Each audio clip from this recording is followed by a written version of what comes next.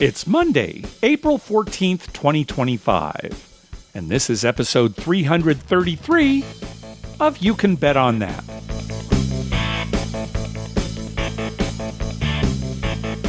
Hi, everybody. Welcome to You Can Bet On That, a podcast for the recreational gambler. I'm Mark Duvall. And I'm Dr. Mike. Dr. Mike, how are things going? Pretty good. Just day by day, Mark. Any gambling? No gambling since the last podcast, other than our daily sports wagers, which have gone pretty well lately. Pretty well, yeah, not too bad. Baseball has been going pretty well, and certainly the Padres, as Padres fans, we're very excited to have them best record in the majors. Yes, they've been playing well, and they've got 2 or 3 critical injuries, and the subs have dealt with that very nicely. Well, Dr. Mike, I actually have something to confess. I am down for our weekly poker game for the year. Are you serious? I had, 2 weeks ago, I had the worst loss in the history of the game by far.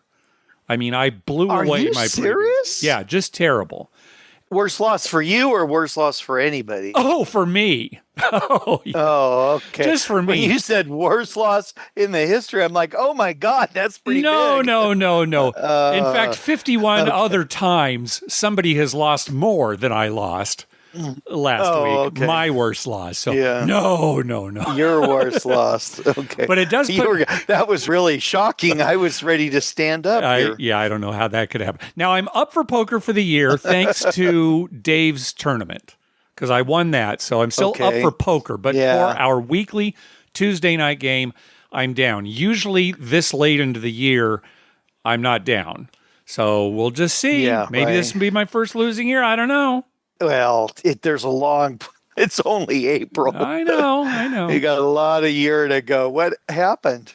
You know, it was just one of those nights where I don't think I played that badly. I'm sure I could go back if I really looked at it and I made some mistakes. But, you know, it's just one of those things. We play a lot of wild card games now, right? And those can get so crazy. You know, I had a straight flush. The other guy had 5 of a kind, which in our game beats a straight flush, right? It's just things like that. It's just getting second best and, you know, shoving all the money in. So, no, I can't point to any single thing. It was just I kept losing with second best, which is how you're going to lose the most money, right? When all night long you have second best. Right. Well, I've said that many a time. How come I keep getting second best? Yeah. Well, Mark, I hate to point this out, but I feel it's my responsibility as a co-host and a friend of yours. You had a poor showing in the You Can Bet On That tournament. It's true. You're right. And now you're down for the year. Yeah. Maybe the luck has shifted, Mark. Or is it time to pack it in? Think I'm too old for this stuff. You can't hang anymore. Maybe you give it one more shot. You have another night like that. We're going to have to put a handicap sticker on your back. Guys, you play. I can't come back anymore. I can't afford it. Meanwhile, they're looking at me cross-eyed because I win almost every year. It's like, what? Yeah. It's like that time that, as long as I live, I will never forget this. Paul and I went to a little poker game that was put on by like an acquaintance. Okay, right. So somebody maybe who didn't play poker regularly or... Right. Okay. Or I can't remember if it's Paul or I. One of us knew this person. I think I know this story. Yeah, go ahead. Good friend. Yeah. Well, anyway, we went and a bunch of guys we don't know. And, you know, at first things are going good because they weren't great poker players. Yeah. And then somebody called AC Doocy. Right. We've talked about that on a previous episode, but it's a pot game that can get out of hand quickly. Yes, and that's what happened. It got out of hand quickly. And Paul and I were the unfortunate beneficiaries of that getting out of hand, where we lost some big pots. And so we're both down quite a bit of money. And then comes around to some guy who, you know, didn't really know what he was doing, but he got the opportunity and he went for the pot and he won. And then he left. Yeah. I mean, it wasn't even that late, but all of a sudden he's up, $500 or $600. So he leaves. Yeah. And we're like, what? it's like 10 o'clock. You're not going to stay and give us a chance to get our money back? But no, he left. Yeah, that's why we have said if you're in a home poker game and you're going to leave early, you need to announce that well before you're actually going to leave. You can't just win a pot and say, okay, I'm out of here. That's extremely bad etiquette. Yeah, and if you say at the beginning, well, I got to leave at 10 because blah, blah, blah, everyone knows that. Okay, fine. But yeah, you just, Paul and I are looking at each other like, well, there goes all of our money. Yeah, there's no way to get it back. There's no way to get that back. Oh, but anyway, yeah, that's home poker. I'm sure you'll have a big night here and all of a sudden be the big winner for the year. I probably will. I just need to remember to treat my fellow players with respect, which yes. I don't think I do. I'm actually pretty rude to them most of the night. Yeah, you're abusive. Yeah, that's a good word for it. You're a poker bully. That's right. What'd you call You're for? The guy at the table that is pretty much right all the time and then just lets you know when you're playing bad. So nobody likes him.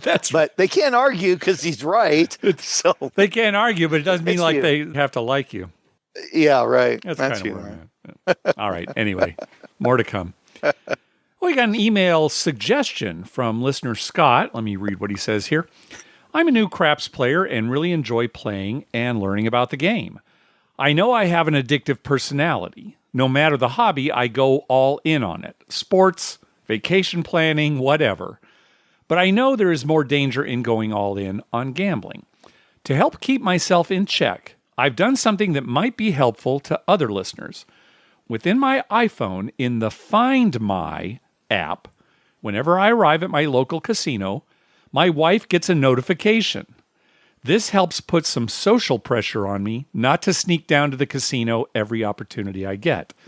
Some people have enough self-control not to go overboard, but this is helping me stay within a responsible limit.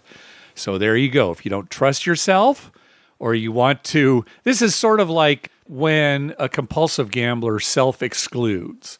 You know, you can self-exclude yourself. You get on this list. And then if you show up at the casino, they're supposed to kick you out. Not quite that extreme, but it's like, no matter what, I'm letting my wife know. That means you can't gamble at all. Right. What he's doing is putting pressure on his own conscience that, my wife knows I'm here. I better not go too crazy or whatever. Should I even go? Because I know my wife's going to get into the notification. And again, and she'll be mad. I know she'll be mad. Yeah, so, right. Yeah. All right. So some advice for listeners out there who think that might help. Well, the problem with that, though, Mark, with, letting your wife know.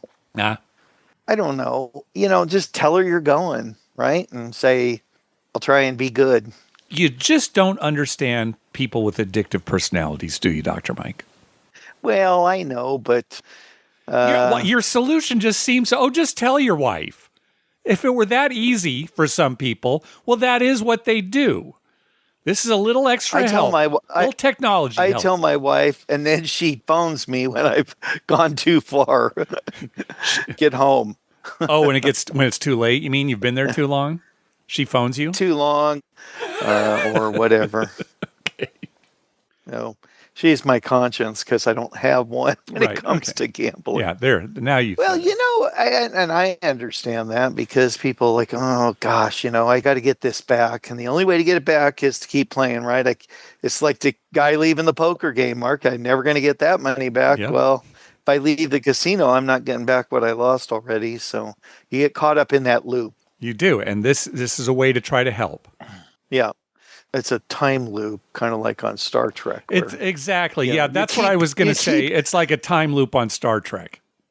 Yeah, you keep reliving the same bad scenario. The ship always explodes at the end. Gosh, when I chased, until you break the loop. When I chased, I lost last time, right? I was throwing good money after bad. Same thing happened last time. I'll figure this out eventually. Computer, restart simulation. Yeah.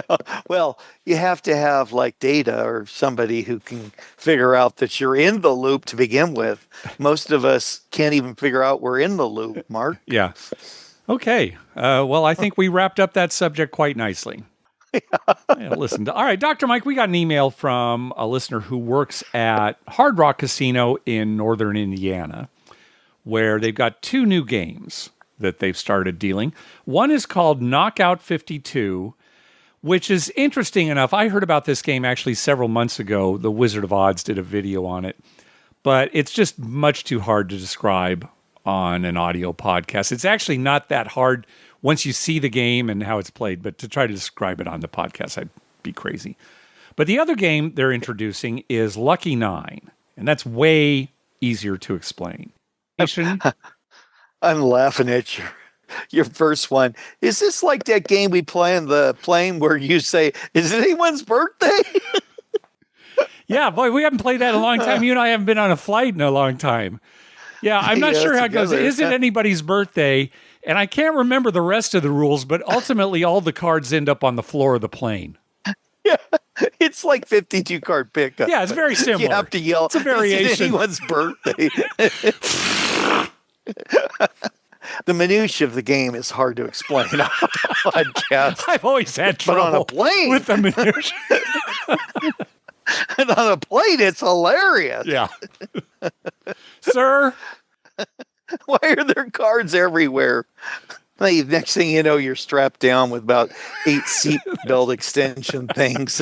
We're going to have to make an early landing, everybody. We apologize. Let us know if a card hit you in the face. By the way, is it anyone's birthday? Yeah, this is your captain speaking. Just wondering if it's anyone's birthday. All right, Lucky 9. You ready to learn this game? Yes, I am. All right. It's like a combination of blackjack and baccarat. And the idea is to have a better hand than the dealer, where the hands are evaluated as in baccarat. So 9 is the best hand. Okay.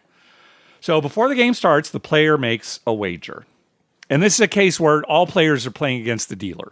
There's not like a banker hand and a player hand. It's all players are playing against the dealer, just like in blackjack. The player gets 2 cards face up, and the dealer gets 1 card down and 1 card up. Again, kind of like blackjack. The player may stand, hit, or split. And just like blackjack, they can only split if the 2 cards have the same rank. If they stand, they don't get any more cards. Again, kind of like blackjack. If they hit, they get an additional card, but they can only hit once. You can only get 1 additional card, and then that's it. If they split, they only get 1 additional card on each hand. In other words, they can't hit after that. So they split, and those split hands, they only have 2 cards each. They can't take a hit on them. However, they can resplit if they get, another card. You can resplit up to 4 individual hands, but you can't hit after you split. Yeah. Okay. Gotcha. Once all the players have made their decisions, then the dealer turns over their card. If their total is 4 or lower, they'll take an additional card. Otherwise, they'll stand. And again, remember how baccarat is evaluated, right? 10s and face cards are 0, aces are 1, and deuces through 9 are just their face value. And you just total up the cards. And if it goes over 10, you subtract 10 to get the total. So if you have an 8 and a 7, that total's 15. You subtract 10, it's a 5. You've got a 5. 8 and 7 is 5. So just like baccarat. Okay. If the player has what's called a lucky 9, that's a 2-card 9, like a face card and a 9, and the dealer doesn't have a lucky 9, the player's wager gets paid 3-2. So a little bit better than like baccarat, right? Blackjack. Kind of like blackjack, right? If the player's total is 2 or less, the player's wager loses, regardless of what the dealer has. So you can see how this is different than baccarat, right? 2 or less, you automatically lose. In all the other cases, the player's total would be between 3 and 9. And in that case, the player and the dealer compare hands. If the player's hand is higher, the player's wager wins, even money. If the dealer's hand is higher, the player's wager loses. And if the player and dealer have the same hand, the wager pushes. That's true even if player and dealer both have a lucky 9, a 2-card 9. That's a push. Okay. All right. And then there are some side bets where you can bet you get like 3 threes, and there's a bunch of different side bets with terrible odds. So that's going to depend. The game's actually been around for about 15 years, but I hadn't heard about it. The Wizard doesn't even have a page on it. He did talk about it briefly in one of his forums, but said, this game isn't currently being offered. I'm not going to do an analysis on it. So there's no Wizard page that I know of. But coming to Hard Rock Casino, Northern Indiana. So who knows? And it actually doesn't sound bad, right? It really is kind of a good combination of blackjack and baccarat. Yeah, it's blackjack and baccarat.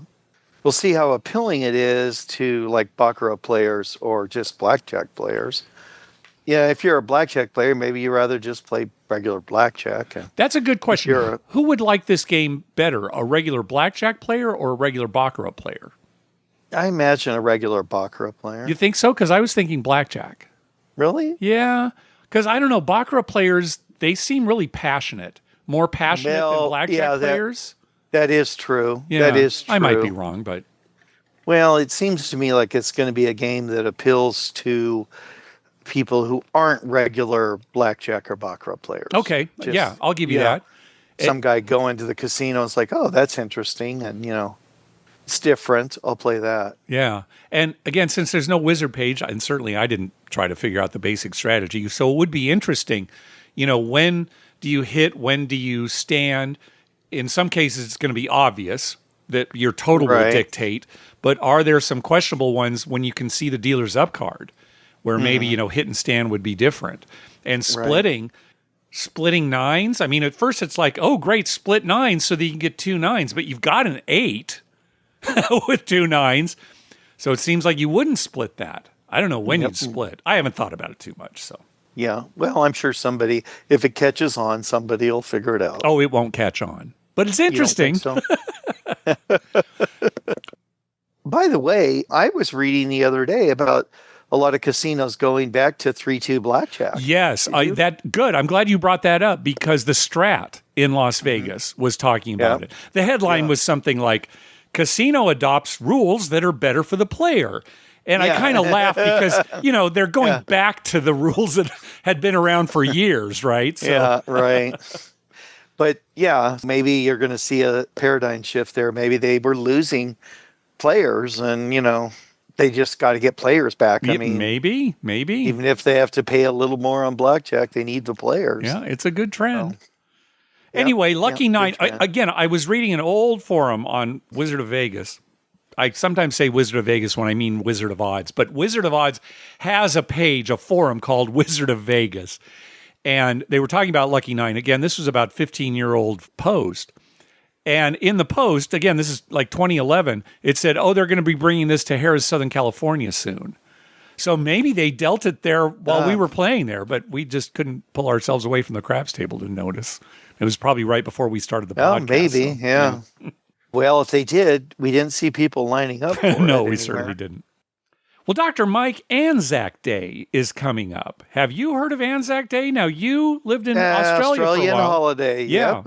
Anzac Day is a big deal. Okay, so that's coming up on April 25th. Anzac stands for Australian and New Zealand Army Corps, who originally fought in World War I. And the reason we're bringing it up is because there is an Australian gambling game called 2 Up. Did you ever see 2 Up when you were in Australia, Mike? Or hear about it? That does not ring a bell. Okay. 2 Up. I'm sure our Australian listeners are thinking, of course we've heard of 2 Up. Now, normally, 2 Up is technically illegal. But on Anzac Day, it's completely legal.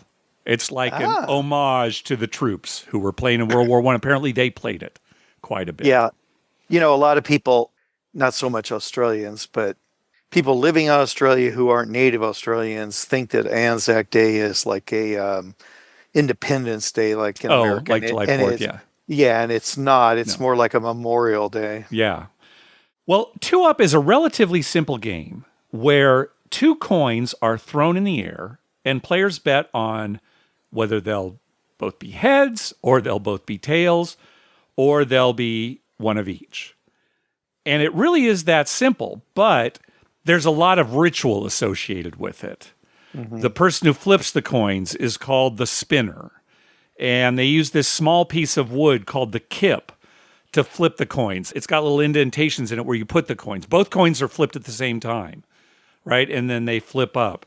And there's like also a cricket paddle with I guess indentations in but it. not quite that big. But Right. yes, yeah. And there's more. I won't go into a lot more detail, but I will post a link to the 2UP Wikipedia page if anybody would like more information. But that's coming up a week from this Friday, April 25th. Happy Anzac Day to all our listeners down under, and enjoy your sessions of 2UP. It's funny. It's legal on Monday. It's like kind of like the Purge here in Very America, much like the right? Purge, yes. Yeah, they're just one day a year. That would be the Purge for you and me, right? We're dealing Yeah. craps out of our house. This Yeah, is what right. you're doing when When- crime is allowed, any crime, and you're dealing craps? And you're dealing craps. That's right. Sorry, 7 out, you lose. And then the guy shoots you and takes your money. Right.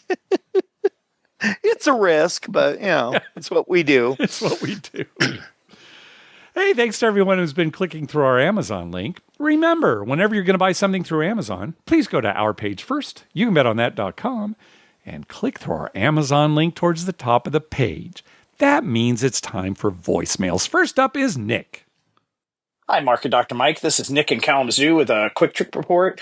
My wife and I decided to try Virgin Cruise Lines for the first time. We got a casino offer. We normally are royal people, so we wanted to try something different.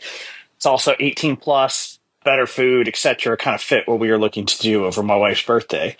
The casino is not huge. It's not small. Has a limited number of slots. More tables than I expected. The craps table was actually player generous. The field played 2 for the 2 and 3 for the 12. So that was interesting. $10 minimums, 3, 4, 5 odds. That's unusual on cruise ships. Usually it's 1 odds or maybe 2, depending on what you're betting. You have to bet more to get more odds. So that was exciting. Also had the all tall small. I don't usually see bonuses on the cruise ships that I've been on, which was nice. And it was $1 on those. So I was able to bet it for the crew and have a good time. Decent amount of craps action. Lots of people getting taught how to play. So different environment. People throwing in late bets, buying in the middle of the roll, leaving in the middle of a roll. All that stuff you'd expect with newer players. I was lucky to hit the all tall small a couple times, which helped my bankroll. Only having $1 on it, so I didn't get a lot, but helps when you have some of those bad rolls. I ended up in an interesting situation. The night before, I made 5 points. People were loving it. I came back the next day. People recognized the hat. People think you could do it again. But there was a gentleman beside me that we were playing, and it was getting later in the evening, and his significant other came up very drunk to the table, very belligerent. Quickly, the pit boss came over and was trying to help him get back to his room. And the gentleman beside me ended up saying, I have to call her up. Sorry to do it in the middle of your roll. But he had 2 come bets out there and they let him take the odds, but he obviously can't take the come bets. And they're like, well, what do you want to do with them? And he's like, just give them to this guy who was me. And I said, well, let me pay you for him. Let me give you $20. And he's like, no. You gave me a really good roll a couple nights ago. Help me out. I appreciate it. So I accepted, but felt weird about it. He left.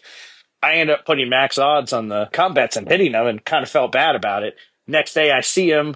I offer him the $20. He's like, don't worry about it. But that was interesting. I've not run into that particular situation before, but nice that it turned out okay. They had Ultimate Texas Hold'em. That was $10. They also made you bet $10 on the side bets, which was weird. Normally they'll let you bid 5, but whatever, did okay there. They had 3 card. They had plenty of blackjack, which I think was 3-2, but I don't play blackjack. And I believe the roulette was 00. The other quick thing I want to mention is that I'm not much of a sports bettor. So I made some basketball sports bets before we left. Did okay, and then ended up making one the other night on the Michigan State game against Ole Miss. Is that who it was? Doesn't matter. But anyway, Michigan State -3.5. They're up 6 with 4 seconds to go. They're inbounding the ball. The kid runs down and shoots a 3 and makes it a 3-point difference. I came out of my chair and was yelling, no. My wife was in the other room like, what happened? What happened? She went to Michigan State. Did they lose? I was like, no. But I just lost my bet on a useless 3, and she was angry that I was so upset about a $10 bet, whereas her team won and is moving on. I still have a futures bet on State, but man, that bad beat really just gets me. I don't know if you guys have any good bad beat stories, but I'd be interested to hear what you have to say. Always appreciate the show. Thank you for much everything you do. Look forward to updating you guys when I get back from Las Vegas and WrestleMania. Oh, good. Have fun there. Yeah, WrestleMania 41 coming up this weekend, April 19th. So have fun there, Nick. Mike, we've had some sports bad beats, but are there any that really stick out to you? Yeah. I can't think of any. Can you? No, not really. That's going to happen. It's Yeah. sports, right? I mean, Yeah. that last second shot that caused you to lose the game, or all you need is like a field goal and the team that's the ball, so they're just killing the clock, Yeah.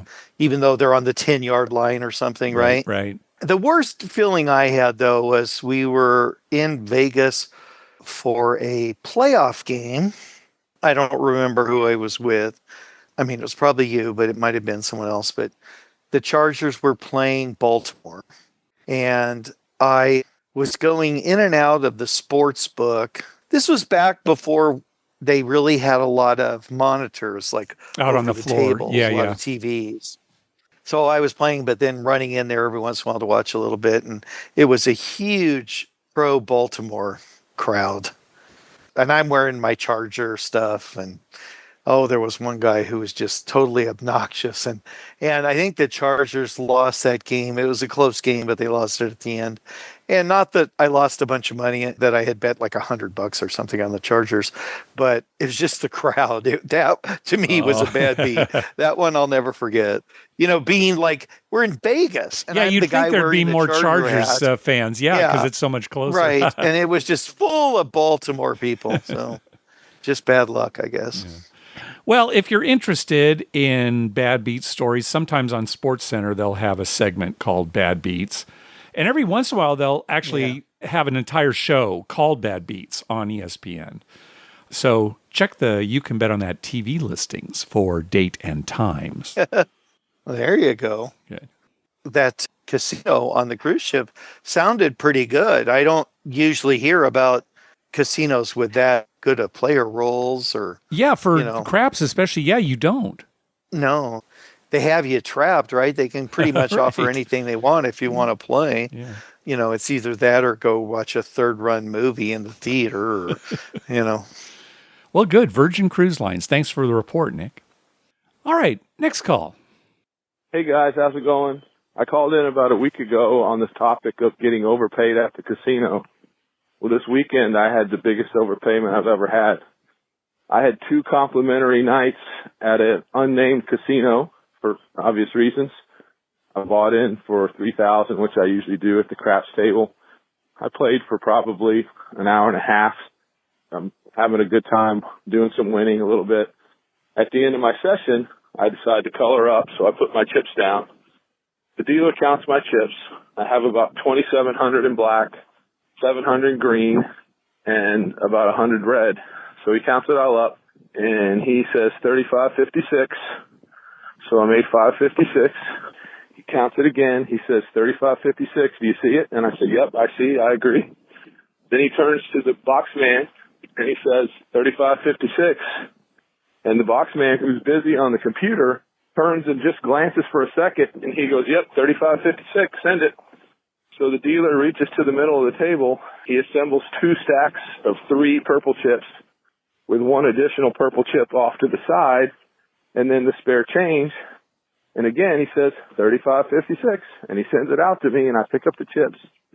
I go to the cashier, and usually when I'm going to spend a little bit of time somewhere, I try to avoid a lot of cash transactions because they just take too much time.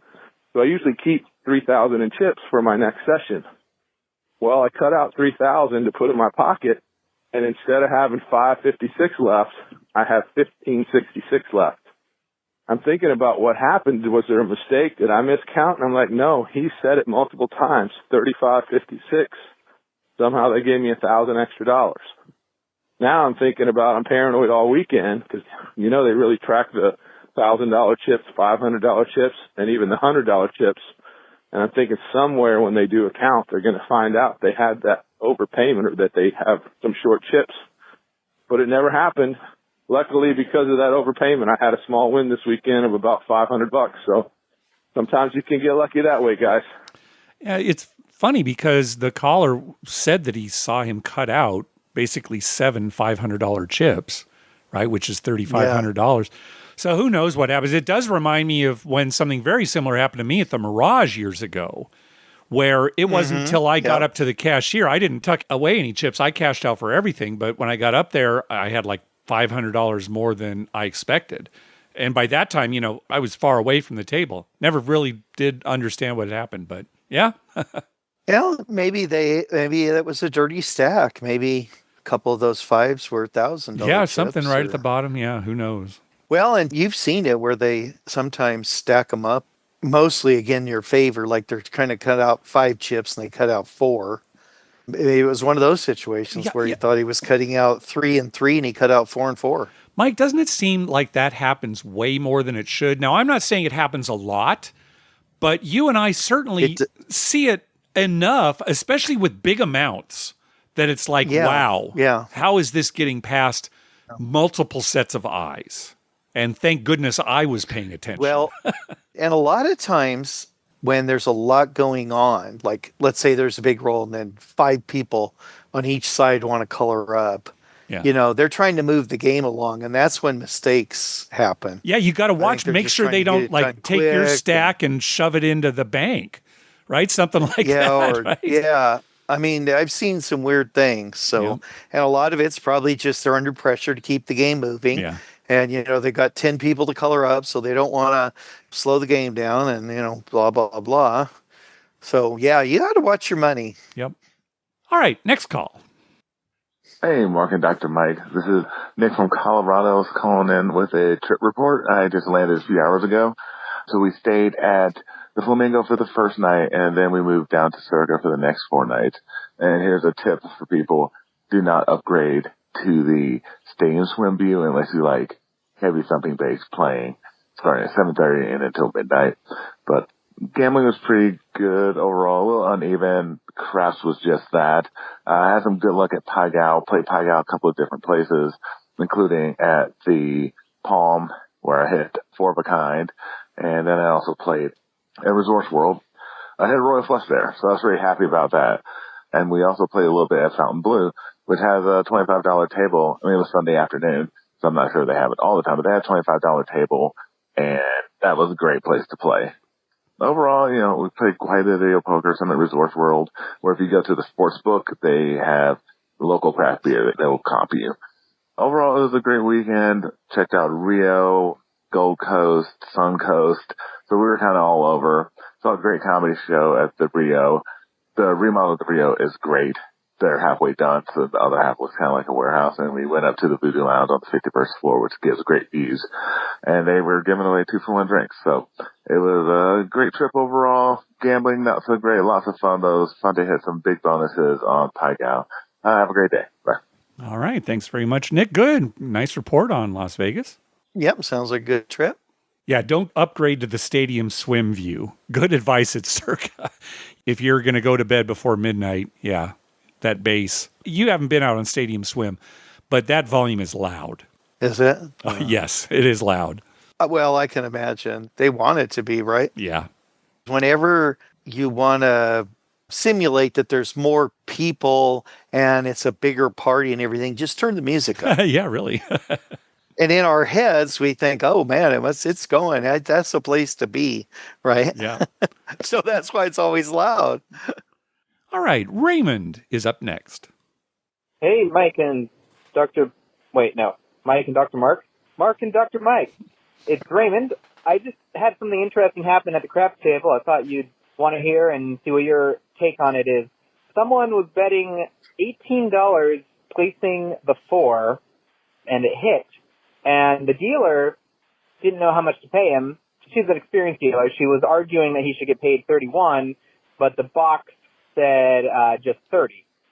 And the more I thought about that, the more I thought that was an interesting question. I wonder how the rules are actually written in the payout structure for the game, because if you just take it at face value, each red chip pays $9, so that's $27, and each white chip pays $1, so that's $3, so it'd be $30. But if you take the 3 white chips together as a unit, well, 9 to 5 would be the same as 4.5 to 2.5. And so the $2.50 portion of that $3 should theoretically get paid 4.5. And then they'd round the half down, so it should get paid 4. So the $31 actually, I could see an argument for that. But ultimately the box won and they only paid $30. But I'm very curious. I've never seen such a horrendously improper bet before. Anyway, thanks for the show, guys. And I'll talk to you next time something cool happens. All right. Bye. All right. A lot of math in that call. Yeah, but the Boxman was right. It should pay 30. That's the way casinos do it. They're not going to give you that 4.5. I have no trouble with them giving 30 because, again, how was this bet made? Why did this guy bet $18? It's an improper bet. Why was the bet booked? Betting 20 would have been the proper because then he could buy it. I'm thinking, Mark, this is an inexperienced player who thought that everything was 18, like 6 and 8 was 18. Yeah. You know, I just give him 18, right? So I'm kind of blaming the dealer on this. When they booked that, whoever, if it was her or somebody before her, they should have just said, no, this is 15 or 20. Yeah. I'm sure that's what was going on because an experienced player, why in the world would you bet $18? Now, here's what I would say, and it's not like the dealers or the box have a calculator there, nor should they. They should be doing this stuff in their head. But a place bet on a 4 pays 9 to 5. So to figure out what $18 pays, it's 18 times 9 divided by 5. And that works out to $32.40. Cut the 40 cents off. It should pay 32. And if you were playing on a bubble craps machine, 18 would pay 32. Get paid, yeah. So anyway, there you go. Kind of silly. Okay, next up is Josh. Hey, Mark and Dr. Mike. Josh here from the On the Wrong Lead podcast. I want to give you a quick little trip report here. Well, first of all, for Breeders' Cup, I actually went to Breeders' Cup, which is at Del Mar. Unfortunately, I believe you guys were at Zorkfest. Got to go to Sequan, was only there for a couple hours, really only played slots, but I did get a kick out of my friend's dad, just not understanding cards being used in craps whatsoever. And, you know, he was just kind of raising the stink, didn't understand. I tried to explain to him beforehand, but, you know, he was just not a huge fan of it. But the property was nice. You know, if I'm ever back in town, I would definitely go back again. In March, early March, I was actually able to stay at the Luxor, was there for 4 days out in Vegas, and had a great opening, maybe day and a half. You know, things get kind of murky because, you know, when you're playing craps, you're playing table games and you're winning and, you know, getting drinks and stuff kind of melds together. But 3 things happened in the first day and a half that we were there. 2 of them would be hitting the all tall small on back-to-back rollers. I was only playing at $1 two-way for, you know, me and the dealers. Hit it, was just ecstatic. Everyone was going nuts. You know, no one had bet it. And then the next roller, I went 2-2-2 for myself and put the dollar out there for the dealer still. And sure enough, next roller hits it as well. That just got me off to such a hot start and a lot of money. Shortly after, I got dealt a mini royal at 3-card poker, and I was playing the bonus bet. So I believe it paid 50 to 1, and, you know, I had $5 on that. Yeah, I mean, I was up to a great start. I have multiple pictures of myself with purple chips, somewhere between $800+ cashing out, and it turned into a losing trip. Things happen, but it was a fun trip altogether. I will say people dog on the Luxor, but, you know, we went and played at Excalibur for about a half hour, and that was a terrible experience. Dealers there, not great, but can't say enough good things about the Luxor and the dealers at the Luxor. Can't wait to be back. Thanks. All right, great. Sounds like you had a great trip. I'm glad you enjoyed Luxor. Yeah, you know, I don't mind Luxor. I don't either. It's been a while since we've been there. We've been there. Yeah. I mean, I don't know what it's like now, but when we used to go there occasionally, I kind of liked playing there. I don't know if I like staying there. Yeah, boy, it's been a long time since we stayed there. Well, you know, 360 Vegas Vacation is going to emphasize the south part of the Strip. And at least one event is happening at Luxor. So, yeah, I'm going to check all those things out when I'm there. You're refusing to go to that event, correct, Dr. Mike? Flat out refusal. Yeah. Flat out. Yeah, I just don't do that. It's just a personal thing. Yeah, I understand. No, you even said yourself, you're doing a lot of stuff this summer. There are only certain events you'll be able to go to. You are still thinking about Blackhawk, though, right? I am. Good. Yes. Okay. Because that's something that I really enjoy in Colorado. Yeah. So. Yeah. All right. Next up, let's hear from Casino Meetup regular Chris. Hey, Mark and Dr. Mike. This is Chris from Fort Worth, Texas, calling you with a birthday trip report that I went on to Shreveport, Louisiana. My great friend Alistair from London came to Texas to see his brother and hang out with me and my wife, Julie, for my birthday weekend. I turned 50. Birthday was on March 14th, so that Saturday and Sunday we spent some time in Shreveport. It was Julie and I's first time to really get away and gamble since we were in Vegas for Thanksgiving in 2023. Alistair got us a couple of rooms at Sam's Town, which is a Boyd property. The casino is a boat, but they do a good job using the space well. Bottom floor is non-smoking and looks like that is where they basically stick all the really old machines there. Second floor is table games and slots. Third floor is slots. We hung out mostly on floor 2 playing craps and slots. I did not do too good on my rolls, and Alistair had a couple of okay rolls. But the reason for my call is to let you know something that happened while we were there playing craps. There was an old cowboy that looked like he just walked off the set of Yellowstone. He was hopping all the crap numbers, 2, 3, 12, plus a few other bets that I couldn't see. Alistair gets the dice, and his first 2 rolls are 3s. Completely shuts the table down because they were counting his bets since he is basically throwing random chips on the numbers he wanted. Then they had to do the math to see what he won and then subtract that from his bet. Every time I would say it was a solid 3 to 5 minutes of shutting down the table. All the time they had to over-explain the odds to him and tell him exactly why he was getting paid what he did. Other than that, it was such a wonderful trip. All 3 of us had the pleasure of hanging out with Mark back in Biloxi, 2022. Cannot wait to visit with you again during 360 Vegas vacation in June. I have been a listener since episode 1, and my favorite craps memory is us playing at the D and wiping the table out of almost all their red chips when a guy not in our group went on a monster roll for at least 45 minutes. That was the time Cousin Vito wanted to walk the Fremont Strip. Then he came back, and it was the same shooter. He had me put a nickel on the hard 6, and it hit. Dr. Mike was running around the table every time a point was hit. Amazing time. My wife has a great picture of the dust circles on the table by the empty sacks of chips. Anyways, thank you for the show and always being so wonderful to visit with. Take care. All right. Thanks, Chris. Yeah, that D roll, that is one of the highlights. Yeah, I remember that was fun. Yep. And it was during a 360 Vegas vacation, too. What I forget sometimes is that I had twisted my ankle about an hour earlier. Yeah. And the next day, I couldn't put any weight on it. So luckily, I don't really think of I that. remember later, we were at Planet Hollywood. Mm-hmm. Yep, that's where we're staying.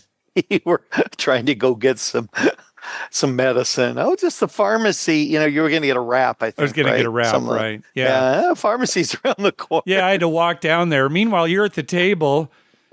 Mike, come on, Mark. I'm playing some craps here. I really thought it was just a very, very short little... No, it was a long way. It was bad. It was so long. And, I got home. I went to see the doctor. He said, boy, you really messed up your ankle. So those curbs are dangerous. Yeah, those curbs. I might have had a verbena right before then, so that could explain it. But yeah, what a great trip. It's so funny. Chris and Julie show up to so many events, and to hear him say that they haven't had a gambling trip, I should say, since Thanksgiving 2023, it's like, oh, really? Didn't I just see them last year? I guess not. So yeah, it'll be great to see them again here in June. I liked when he started to say that's where they put the old, and it was machines. And in my head, before he even said machines, I put old people. Yeah, down on the floor. Can I see some ID? Right this way.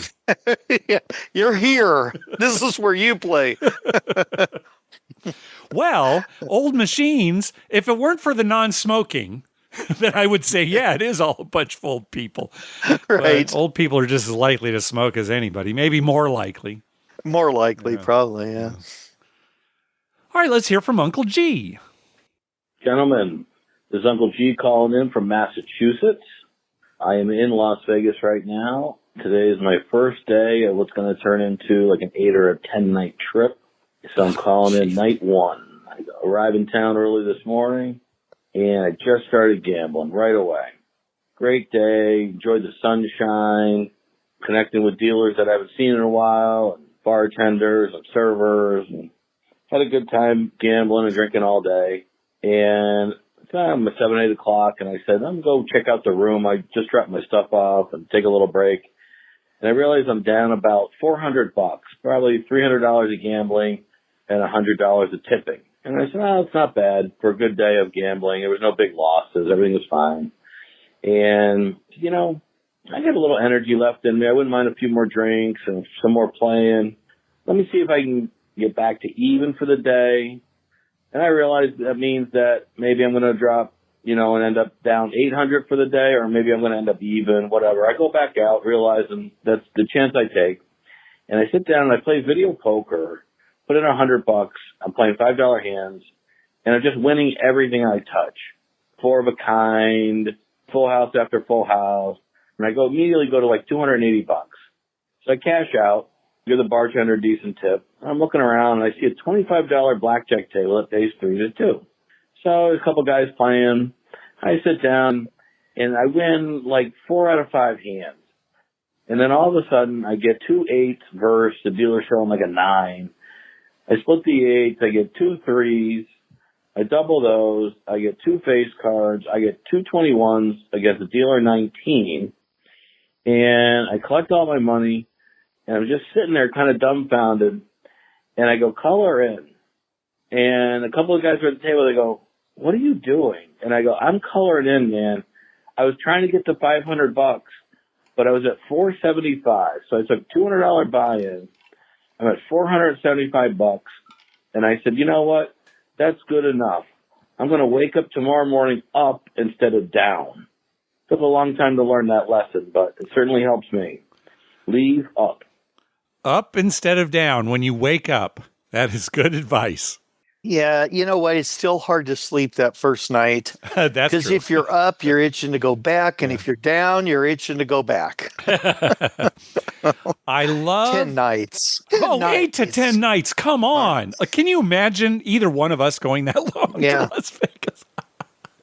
That's only going to happen to me if I win the lottery and I take the cash value, and it's a big one. So my cash value is like 400 million or something. And then I take $10 million and I allow $1 million a day for my budget. Then I'm doing 10 days. Yeah. Yeah. You're not betting any differently than you do right now, but $1 million a day. Yeah. That'll keep you alive probably. What I love about Uncle G's story is how many times have we heard horror stories about splitting 8s and then either having to resplit or double on them, right? The story usually ends horribly. Yeah. Right? And here he actually made 21s on both. That's why they're telling this story. Well, right. I had to split again. And then I ended up losing all 4 of them. We've all been there. Yeah. Well, Dr. Mike, I've got a couple more phone calls here, but I think I'm going to save them for next time because we're getting close to 50 minutes here. All right. Sounds good to me. Yeah, we can save them for next time. All right. Sounds good. Well, we want to thank some people for some recurring donations. From James, from Jeremy at the Color Up YouTube channel, from Kurt, from the National Association of Casino Party Operators, and from Nathan. Thank you very much for those recurring donations. Hey, at the top of our webpage, you'll find a link to our store where you can buy You Can Bet on That merchandise. Also, you can find a list of all the gambling-related shows coming up on American television at youcanbetonThat.com/TV-listings. Also, we've got a list of gambling-related movies at youcanbetonThat.com/movies. We'd love to hear from you. Call our voicemail hotline at 951-292-4377. That's 951-2-WAGERS. 951 Two Wagers. Or you can email us at youcanbetonThat@gmail.com. We're also on Twitter at YouCanBetOnThat and on Facebook at facebook.com/YouCanBetOnThat. Dr. Mike, over to you. Mark, it's funny because last night I was watching the Padre game, and as everyone knows, I'm a huge Padre fan, and I vowed to watch every single game this year because, I have the MLB package. So even if I'm not home, I can come home and watch the game. Yeah. So far, I am at 100%. Good. But I was thinking to myself last night, best record in baseball. They're winning. They're playing well. Mm-hmm. Everything's going their way. Mm-hmm. I'm not that excited. What? I am trying to hold that in, thinking that, if I don't get excited and it's just kind of ho-hum, they'll keep winning. I got you, yeah. If I start tooting their bandwagon and just going crazy about it, then that'll blow the whole thing. Okay, yeah, that's smart fan behavior. Superstitious has nothing to do with superstition. It's proven that it works. So Good. I would love it, though, if they did really well this year, which I think they'll do well, but whether they'll beat the Dodgers, who knows? Yeah. And, there's a lot of talk going on about a salary cap in baseball. Oh, okay. For or against, Mark? Oh, I don't know. I haven't really thought about it. I guess I'd be for it. In a smaller market, I guess I'm going to be for it. Yeah, smaller markets are going to be for it. They tried to institute that penalty when you go over a certain amount, but it's not enough, right? The Yankees, the Dodgers, they're making so much money. Yeah. They don't care about the penalty. Yeah, right. They're just going to win another championship and sell a ton of merchandise. So, yeah, I'm kind of for it, and not just a small market. I just think it would even things out. Not that they need to be even, because it is nice when an underdog or somebody who from a small market just has a great year. And it's also kind of nice when the Yankees or Dodgers load up with a bunch of huge contract players and they have a bad year. Yeah, that's kind of fun, yeah. Something happens where they don't win. Anyway, I just wanted to mention that so everyone is clear about what I'll be doing until October. All right, very good. Well, thanks for listening, everybody. We'll talk to you in a couple weeks. Good night.